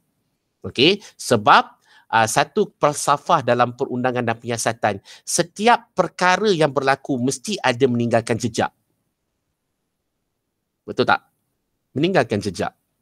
Melainkan misteri. Kalau dahulu-dahulu bolehlah. Ada, kalau saya kadang-kadang saya baca kes-kes yang misteri ni, iaitu kes yang jadi misteri yang tidak diselesaikan sehingga sekarang. Ada yang tidak diselesaikan hingga sekarang. Sebab berikut saya tak boleh cerita lah. Tapi insyaAllah mungkin saya boleh sharing lah. Ada beberapa kes yang mungkin kalau kita dengar kan macam, oi macam ni kan. Tapi sebenarnya dia misteri. Dia tak selesai. Contohnya kes Nuri Jazlin. Tak selesai sampai sekarang. Kenapa? Kita sebenarnya agak lah. Siapa tu? Nuri Jazlin. Oh, Nuri. Nuri Jazlin kan. Tu antara kes-kes dia lah. Yang apa, kita tak boleh nak tangkap lagi siapa yang pembawa yang orang bawa beg yang besar-besar tu dalam tu ada mayat dia kan. Jadi kenapa? Jadi misteri. Bukan tak ada spekulasi dan sebagainya. Polis masih lagi menyiasat walaupun kes tu mungkin 10 tahun mungkin tak ada petunjuk tu lagi. Saya tak tahu apa yang berlaku sekarang. Tapi banyak juga kes-kes yang alhamdulillah kita ada pegawai penyiasat yang cekap. So diorang ada pengalaman yang sangat banyak. Diorang dah biasa dah. Macam bomba pun ada, diorang pun ada pegawai penyiasat yang cekap. Macam mana berlaku kebakaran, ada hianat ke tak hianat ke, kebakaran pakai macam mana. That's why saya kata kalau saya dulu buat forensik dekat kebakaran tu, api kalau bentuk macam ni pakai minyak tanam, kalau bentuk macam ni pakai kebakaran daripada elektrik dan sebagainya. Dia ada, dia orang belajar benda tu. Sebab tu saya kata setiap benda yang berlaku mesti ada jejak dia. Itu dalam forensik lah. Tapi dia sama. Tapi konsepnya forensik ke, advertising ke, journalism ke, konsepnya sama. Dia dokumen gambar tu. Tapi nak dokumen macam mana? Dia ada bahagian-bahagian yang saya sebut tadi tu. Journalism, advertising, forensik, fine art. Fine art ni, orang kata kalau tak faham, dia bukan sebab double meaning ke apa semua. Tapi untuk dia nak memahamkan orang apa yang dia rasa tu, daripada rasa tu memerlukan skill. Dia boleh mengekspreskan apa yang dia rasa tu dalam gambar. Benda tu bukan satu kerja yang senang. Dia susah. Nampak? Jadi sebab tu saya kata kat sini dalam fotografi dia ada dua type. Subjectivity dan objectivity. Yang ini saya akan masukkan nota ni pada next week. Okay, dan saya akan bincangkan nanti masa seminar yang terakhir nanti. Maknanya the ending of this course, saudara-saudari semua akan nampak bahawa sebenarnya bidang foto ni walaupun banyak bidang-bidang dia, tapi bila kita cakap berkaitan dengan kata apa, objectivity dan subjectivity, baru kita jelas macam mana penyampaian maksud gambar itu dapat diberikan secara total kepada audiens. Maknanya audiens, objectivity ni, objektif ni maksudnya audience faham apa yang kita bentangkan tu berdasarkan saya kata 3 benda tadi tu. Interpretation, mechanical, formalistic. Itu adalah objectivity. Kita dah set dah the mind dia, maksud gambarnya secara set kan tu suruh siap-siap. Itu adalah objectivity. So kita interpret gambar itu secara objectivity. Subjectivity, gambar tu siapa-siapa je kalau nak interpret tak ada salah, tak ada betul. Saya bagi satu contoh. Kalau kita lihat kepada Roland Barthes, Fernando Souza, dia bercakap tentang semiotik, semantik dan sintaksis. Yang ni saya kata, apa ni doktor, jauh no ni kan? Degree kena tahu. Orang kata, tapi kalau orang art and design ni dia suka sangat pakai semiotik. Dia rasa macam teori dalam visual ni semiotik dia. Tidak, banyak lagi. Visual grammar daripada Gunther Kress Van Leeuwen, stage theory daripada Moriarty, literacy visual daripada Moriarty, Paul Marty Lester. Okay, yang ini nama-nama yang kata apa, banyak nama, beratus-ratus nama berkaitan dengan teori. Tapi saya bercakap tentang tadi tu, semiotik tu. Kenapa? Dalam semiotik dia ada sebut, semiotik ni adalah penanda sosial. Dia kata bahawa gambar ini adalah sebagai petunjuk sosial. Sosialnya adalah kalau kita lihat warna merah. Warna merah kalau kat China, warna ong. Kalau dekat tanah Melayu, iaitu di Malaysia, dia kena sebagai berani. Jadi maknanya tak ada salah, tak ada betul. Itu dikata pakai simbolism tu, maknanya diinterpret oleh mana-mana orang di seluruh dunia ni, dia interpret berdasarkan kepada culture dia, sosialnya dan sebagainya.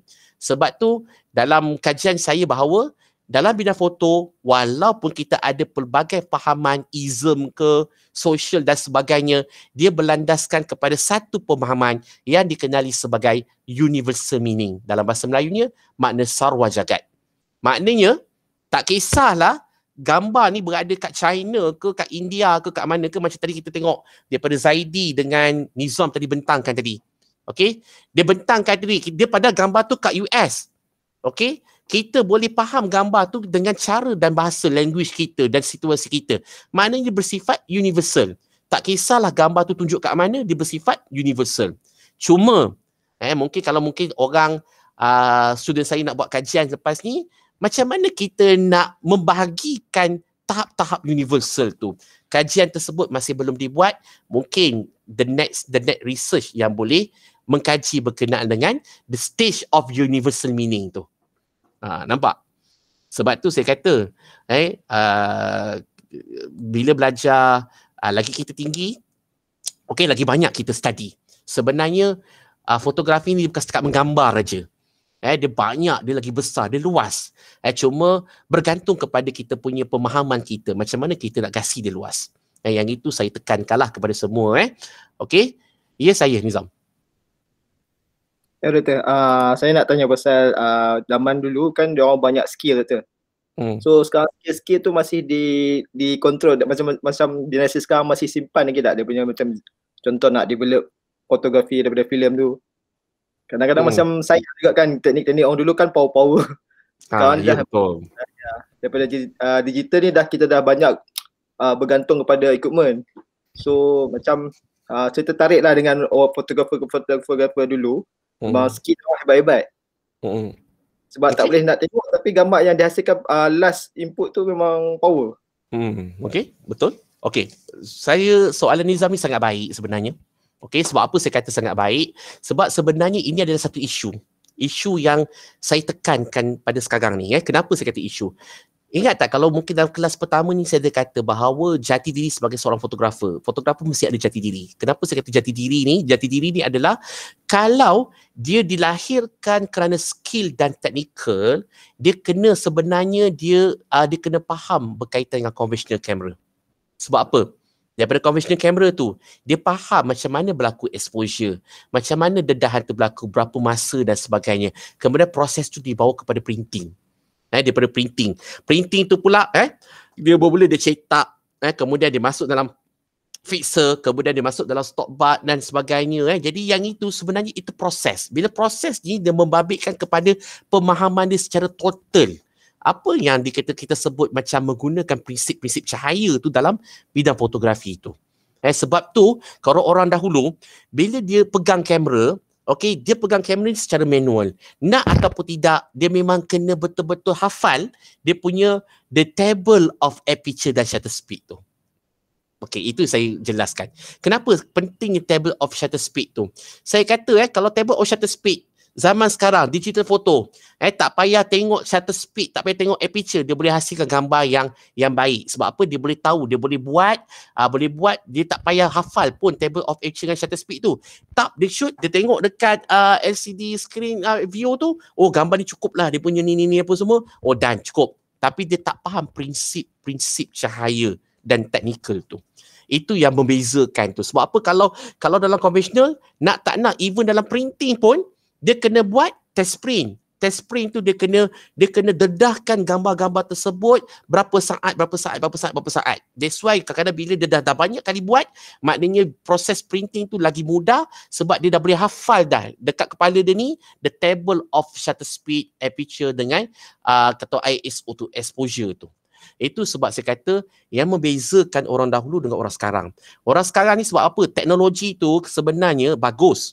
Tetapi macam saya kata tadi, teknologi kalau kita tengok gambar-gambar sekarang ni, teknologi tu sebenarnya banyak membantu fotografer-fotografer yang mementingkan, saya kata, the signature, yang mementingkan prinsip, elemen dan sebagainya, gambar tu akan jadi lebih baik. Tetapi sekarang ni, dengan ada teknologi tu, maknanya orang hanya menggambar tu, dia tidak ada soul dekat dalam gambar tu. Sebab apa? Dia tak faham aspek-aspek teknikal tu secara total. Dia tidak menekankan aspek formalistik itu secara total. Dia tidak hasilkan gambar tersebut untuk sebagai visual communication. Dalam visual communication, kita tak boleh lari bahawa gambar tu perlu ada ciri-ciri nilai estetik. So untuk dapatkan nilai estetik tu, dia kena faham aspek formalistik dan mekanikal. Sebab tu dia berkait di antara each other. Sebab tu yang saya kata dia sebenarnya, kalau bagi saya lah, saya pernah ulas. Kalau dalam fotografi ni dia ada dua. Satu adalah fotografer yang dilahirkan sebagai talent. Talent ni maksudnya dia memang ada daripada lahir, daripada kecil, memang dia ni ada jiwa fotografer dalam dia. Sebab tu kalau kita tengok ada kawan-kawan kita yang memang kalau pegang kamera je, dia tap, dia shoot je, dia tukar shutter dia tekan je, gambar tu nampak wah, best lah, cantik lah dan sebagainya. Dan satu fotografer yang memang dilahirkan daripada aspek ciri-ciri formal tu. Formal ni maksudnya, okay, dia belajar macam mana, mungkin ambil diploma foto, mungkin diploma grafik dan sebagainya, ataupun mungkin dia ambil course dekat kata apa YouTube dan sebagainya. Sebab tu saya kata dia ada dua ciri fotografer. Tapi kalau ciri yang talent ni, saya kata kalau dia tidak kilap, dia punya knowledge dia akan habis. Macam umpama mutiara yang kata apa yang kusam, yang tidak berkilat. Tapi kalau orang yang memang belajar ni secara formal, walaupun dia bukan tak ada talent, dia boleh hasilkan gambar yang baik. Sebab gambar-gambar dia tu ada nilai-nilai, ciri-ciri nilai estetik dan juga artistik dalam gambar tu. Itu yang membezakan kita. Sebab tu saya kata sekarang ni memang ramai fotografer yang dilahirkan. Kadang-kadang saya cakap salah satu yang saya agak sedih juga sebenarnya, orang yang merosakkan industri adalah orang yang dirasa dia adalah profesional. Padahal profesional dia macam mana? Dia tahu sikit-sikit pasal teknikal yang dia belajar kat YouTube, kemudian dia ada pengikut. Sebab tu kalau kita perasan kalau orang yang memang belajar fotografer kerana niat dia nak ada banyak pengikut, itu sebabnya dia punya conceptualnya dia tidak ada ism dalam gambar tu. Berbanding dengan orang yang memang belajar, memang dia faham conceptual, dia tahu style dia. Dia nak cari style. Nak cari style dalam fotografi tu adalah satu benda yang sangat sukar. Yang itu yang saya boleh jawab lah. Menjawab tak Nizam?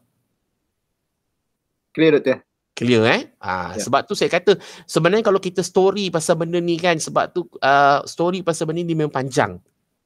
Sebab bidang fotografi ni kalau kita cakap bukan hanya interpret gambar saja. Kadang-kadang bidang fotografi tu dia ada bawa tindak balas. Sebab dalam satu kelas yang saya ambil ni iaitu travel fotografi, cara saya berbeza sikit dengan cara yang kata apa sport. Sport is a part of journalism, yes. But travel is a part of advertising. So jadi dia ada berbeza.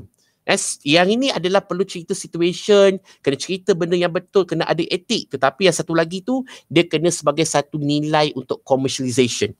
Commercial tu maksudnya gambar tersebut dia kena perfect. Jadi itu sebab saya cakap dia ada benda yang dua different yang berbeza. Tapi konsepnya adalah fotografi ni kita nak dokumen gambar. Itu saja. Nak bidang-bidang mana ni dia tertakluk kepada bidang-bidang dalam bidang fotografi itu. Itu yang membezakan kita. Okay, kelas Dapat? Okay. Alhamdulillah. Okay. So, ini yang saya tegaskan lah daripada assignment yang terakhir ini, iaitu assignment ketiga ni. Okay, maknanya kita akan nampak bahawa sebenarnya kalau kita nak membuat interpretation gambar ni, dia mesti ada tiga benda tu. Sebab tu saudara-saudari semua kena faham tiga benda tu.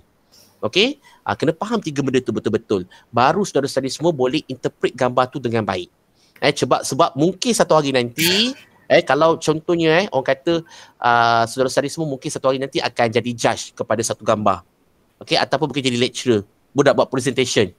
Okay, so kadang-kadang kalau presentation, kalau kita perasan budak-budak sekarang kalau present, ini gambar UiTM, bangunan UiTM, so dah itu je.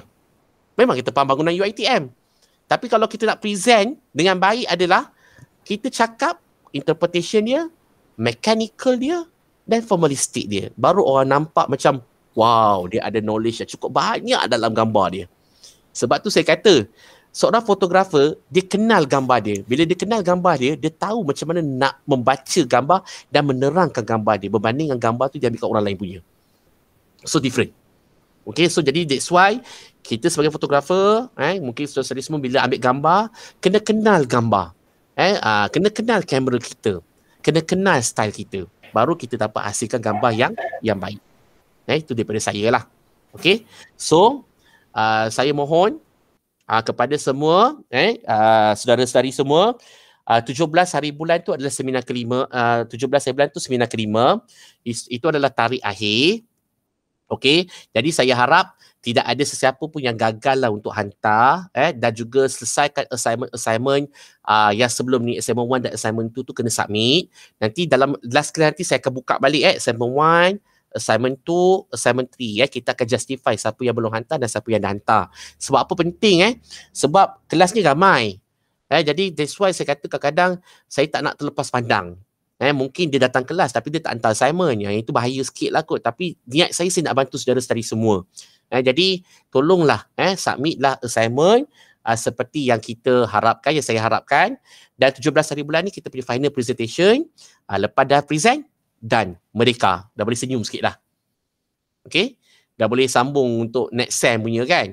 Yang itulah insyaAllah. Okay. Tapi apa-apa pun, saya tengok alhamdulillah kelas ni memang very positif. Okey. InsyaAllah saya harap saudara-saudari semua dapatlah input-input yang saya nak sampaikan tadi itu. Okey. Ada apa-apa? Baik. Macam mana PKPD kat kawasan masing-masing? Letih tak keluar pun. Tak keluar pun hari ni. Huru-hara. Letih. Dia lama sangat letih jadinya. Betul tak kan? Jadi tak tahulah nak cakap macam mana. Tak tahulah, kita dengan harapan lah PKPD ni boleh lagi turun lagi kes. Kalau boleh selesai bulan 10, bulan 11, 12 ni dah kita dah boleh hidup macam biasa dah. Harap-harap sem depan tak adalah ODL lagi lah kot. ODL ni penat yang main-main. Betul tak ODL ni sangat penat. Jadi apa pun jaga mental. Okey, jangan stres-stres. Okey, insya-Allah. Okey, insyaAllah kalau tak ada apa-apa soalan. Ada apa-apa soalan tak? Tak ada. Okey, macam biasalah saya akan upload video ni dekat dalam YouTube channel saya. Okey, boleh dengar balik, boleh tengok balik semula insyaAllah. Okey, kalau tak ada apa-apa, itu saja kelas kita. So kita tutup kelas kita dengan tasbih kifarah dan surah Al-As. Doktor, saya tanya. Saya. Nabila, ya dah. Silakan. Assignment 2 masih belum hantar, so nanti saya just drop dekat week yang kita patut hantar yang tu je kan? Masuk ke general. Kat general ada file general tu, ada assignment 1, assignment 2, assignment 3. Just drop kat situ. Okay, terima kasih. Just drop kat situ. Pastikan semua tiga-tiga tu mesti ada. Itu je. Tiga-tiga tu mesti ada. Kalau ada dah alhamdulillah dah. Okay, doktor. Okay, terima kasih Nabila. Okay, insyaAllah. Ya, saya kedua. Doktor, apa tu? Kalau terkata boleh present yang sebelum ni tak present lagi. Oh, nak present. Okey, kita buat yang minggu depan nanti insyaAllah. Boleh? Boleh. Boleh, tak ada masalah. Nanti kita habiskan. Okey, lagi? Tak ada. Tak ada Okey, so kalau tak ada, ada kelas depan ni? Ada Ada. Allah Akbar. Okey. Dah tasbih kifarah ke? Belum lagi Belum. Okey. So kita tamatkan kelas kita dengan tasbih kifarah dan surah Al-As.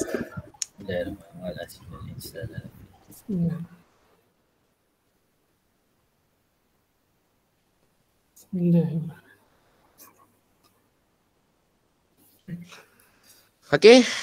Okey. Siapkan assignment, kita jumpa nanti 17 hari bulan Okey. Okey. Assalamualaikum. Jaga diri Nek. Baik. Boleh berserai. Terima kasih. Sama.